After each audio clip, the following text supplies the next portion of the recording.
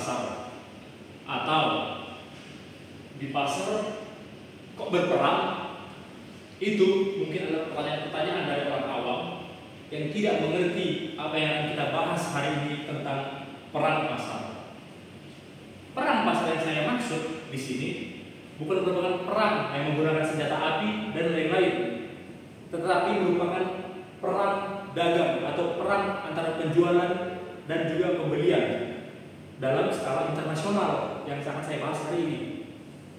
Nah, mungkin kalian pernah mendengar sebuah berita yang baru up hari-hari ini terkait di mana Amerika Serikat atau AS menaikkan tingkat suku bunga baik impor ataupun ekspor mereka terhadap beberapa negara yang merupakan lawan dari mereka pada perang pasar kali ini. Nah, beberapa negara tersebut termasuk juga Indonesia mendapatkan beberapa dampak negatif dari pemberlakuan tingkat suku bunga yang diberikan oleh Amerika Serikat. Nah, contohnya mungkin kalian pernah mendengar soal chips atau kayak keripik gitu, keripik dari Amerika yang bernama Pringles, mungkin kalian pernah dengar. Nah, sebelum diberlakukan tingkat suku bunga ini, harga Pringles sendiri adalah sekitar 24 sampai 25 ribu rupiah. Setelah diberlakukannya tingkat suku bunga ini, harga Pringles naik meroket menjadi 80 ribuan rupiah. Ini merupakan salah satu dampak dari pemberlakuannya tingkat suku bunga dari Amerika Serikat. Nah, tetapi itu tidak hanya selalu menguntungkan bagi Amerika. Pasti ada hal-hal yang membuat Amerika menjadi rugi dalam pengambilan keputusan ini. Contohnya, tidak semua orang menggunakan Pringles, tidak semua orang mengkonsumsi Pringles. Bahkan negara-negara lain bisa membuat contoh chips-chipsnya sendiri atau keripik kentangnya sendiri dengan produksi lokal, dan mungkin dan lebih murah juga. Itu juga membuat mereka kehilangan pasar istilahnya. Nah, di sini mereka itu juga jadi mempertimbangkan kembali keputusan mereka. Mereka memberikan kita Indonesia 3 bulan untuk merundingkan tentang perang pasar ini dengan mereka, dan mungkin kita bisa memberikan solusi-solusi atau alternatif-alternatif lainnya. Nah, jadi di sini kita akan membahas tentang perang pasar bersama saya Arif Fernanda Manulang untuk melengkapi tugas dari mata kuliah Tata Tulis dan Komunikasi Ilmiah. Kita mulai saja langsung dari perang pasar ini.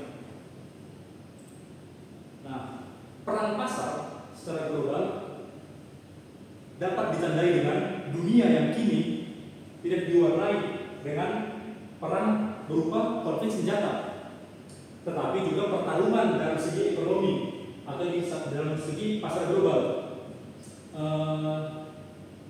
Belakangan ini Amerika yang merupakan negara dengan ekonomi terkuat mulai menunjukkan atau memberikan kita sebuah era baru yang dimana peperangan tidak hanya soal membunuh menggunakan senjata tajam ataupun peluru, tetapi perang pasar yang membuat persaingan antar negara lewat kontrol atas perdagangan, teknologi dan sumber daya. Selanjutnya kita akan membahas tentang apakah perdagangan masih bebas. Nah, perdagangan yang kita maksud di sini dalam skala internasional. Oke. Nah, perang dagang sendiri dipopulerkan atau mulai memanas sejak tahun 2018 antara Amerika dan Tiongkok. Nah, dalam perang pasar antara mereka ini ada beberapa kebijakan yang diluncurkan oleh Amerika.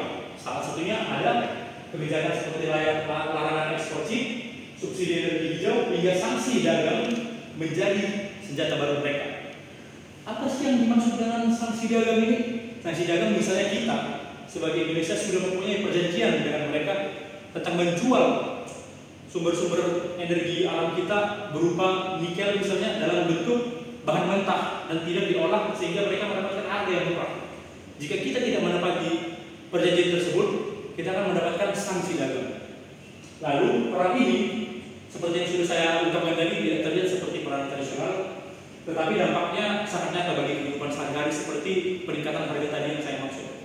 Nah, dalam perang ini kan berarti kan ada yang dinamakan dengan inflasi dan deflasi. Kalau kalian tahu, inflasi itu adalah memperkuat atau memperlemahnya mata uang suatu negara. Contohnya, jika kita Indonesia memiliki inflasi sebesar 50%, sebagai contoh, jika saya punya uang 10.000 di kantong, itu bukan berarti uang saya menjadi tiba-tiba jadi 5.000, tetapi daya belinya hanya sebatas 5.000 sebelum terjadinya inflasi. Sedangkan deflasi itu adalah kebalikannya. Oke? Nah, saat ini bukan budal yang dijatuhkan, bukan invasi militer yang dilakukan, tetapi perang pasar adalah senjata bagi negara-negara yang dapat memanfaatkannya. Selanjutnya, kenapa sih Amerika ini melakukan perang pasar ini segitu gencarnya? Yang pertama itu adalah ketegangan geopolitik. Jadi di sini Tiongkok ini semakin agresif, di mana mereka itu semakin memperluas kekuatannya terhadap pasar-pasar internasional. Contohnya itu ada produk-produk yang murah dan berkualitas, seperti ada dari produk handphone, ada produk elektronik, ada produk bahkan pakaian dan fashion dan lain-lain. Oke, selanjutnya ada di sini perang Ukraina yang memecah pasar. Nah, selanjutnya ada Amerika yang ingin mengurangi ketergantungan terhadap negara lain, khususnya Tiongkok sebagai lawan terbesar mereka. Yang dimana Amerika banyak membeli pasokan-pasokan dari pembuatan negara-negara Tiongkok. Selanjutnya itu ada dorongan untuk meningkatkan manufaktur dalam negeri dan memperkuat ekonomi nasional. Nah, jika diberlakukannya sanksi pasar dengan suku bunga yang ditetapkan tadi, maka Amerika akan mendapatkan berbagai keuntungan juga tentunya, dan juga ada kelemahannya pastinya. Nah, dari keuntungan-keuntungan tersebut diharapkan Amerika dapat membantu atau meningkatkan infrastruktur mereka dalam negeri dan memperkuat ekonomi mereka sendiri tentunya. Nah, persaingan teknologi ini biasanya memiliki beberapa hal strategis. Contohnya itu ada AI yang biasa kita gunakan dalam sehari-hari, ada kendaraan listrik yang sudah gencar-gencar, kali-kali ini ada motor listrik, ada mobil listrik dan lain-lain, dan juga ada energi bersih. Nah, selanjutnya kita akan membahas tentang apa sih perang pasar itu. Dari tadi perang pasar, tapi nggak ada itunya, nggak ada penjelasan secara konkretnya. Jadi perang pasar itu adalah strategi kompetitif agresif antar negara untuk mendominasi pasar global. Ada beberapa cara yang digunakan oleh negara-negara tersebut untuk menguasai pasarnya. Yaitu yang pertama itu adalah menghambat akses pasar pesaing.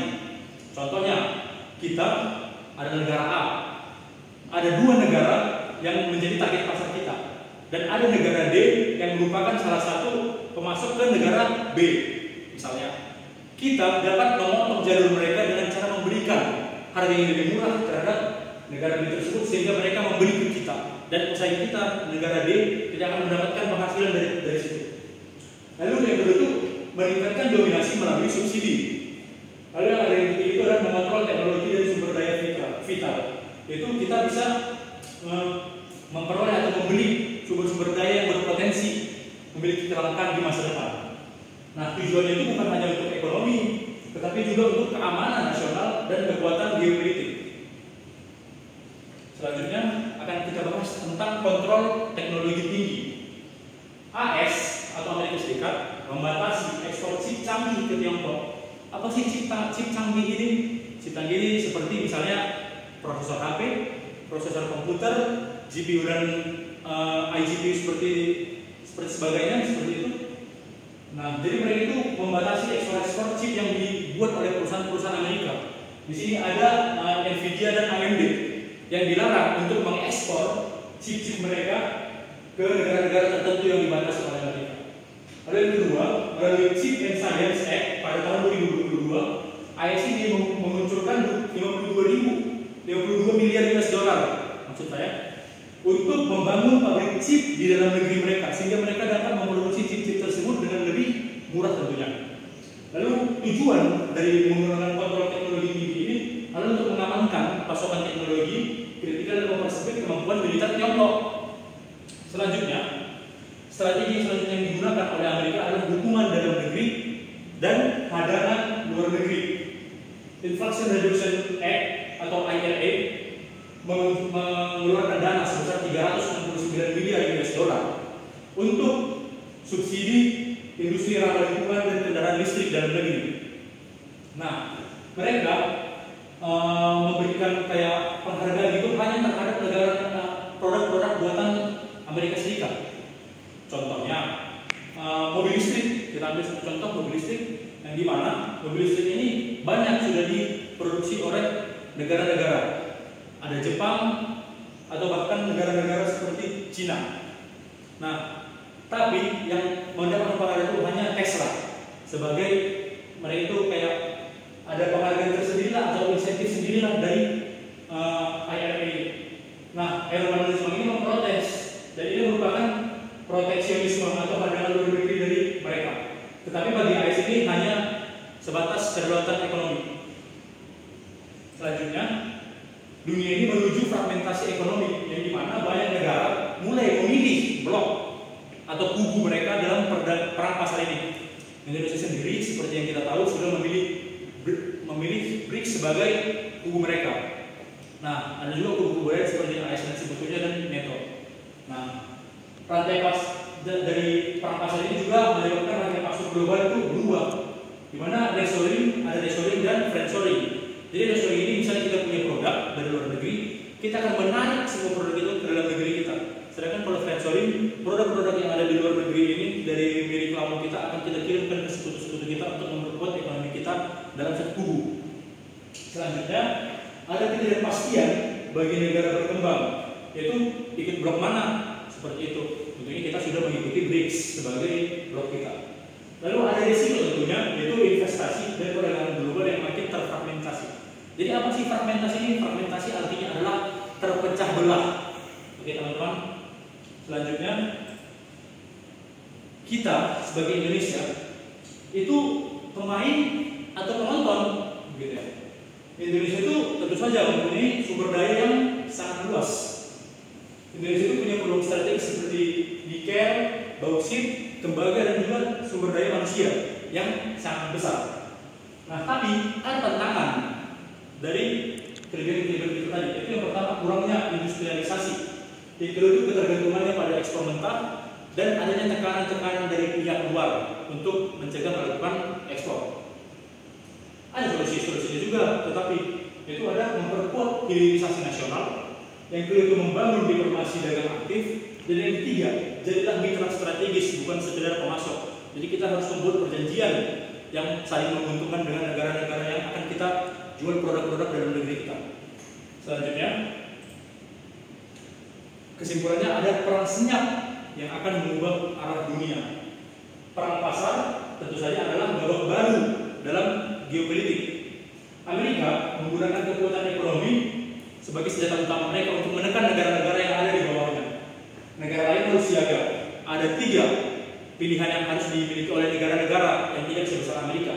Yang pertama ada bertahan, beradaptasi, atau bahkan kamu bisa tertinggal. Jadi jangan sampai tertinggal. Oke, mungkin itu saja untuk pembahasan perang pasar kita hari ini. Saya cukupkan. Terima kasih telah menonton.